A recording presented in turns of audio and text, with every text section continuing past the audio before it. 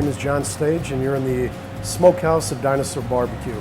Today we're going to be doing St. Louis style spare ribs. You first got to look at the meat. If you look at this rack of rib, you'll see that there's no bones. So the pig has two sets of ribs like a human. So in order to get a St. Louis rib, you take off the chine bone, you square off the flaps, you take the back flap off the meat, and that's called a St. Louis cut.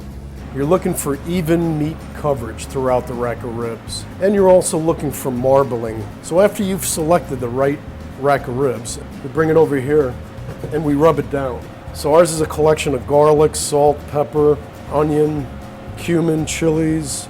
We just sprinkle it on. We don't want to clog the pores of the meat. And what this does, it forms a nice crust, which is what we call a bark. So this is where the fat, the meat, the smoke, and the spice all comes together and gives you a nice bark.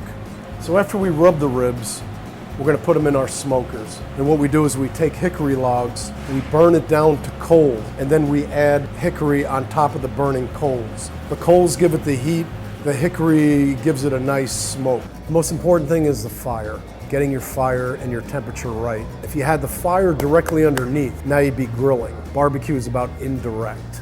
Heat, smoke, having almost a convection effect. So we put them in about 250 degrees, and about 4 hours later,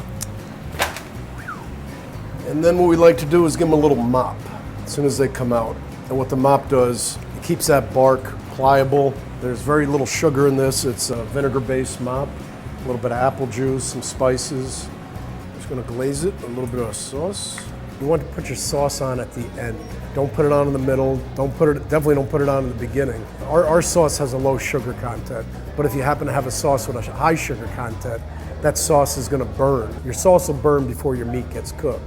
So look at your sauce as a condiment or as a glazing towards the end. And we're gonna cook. We've got the right balance again. Smoke, spice, and that meat just pulls away from the bone. Sauce and pure pork. Texture's right on. That's a good rib.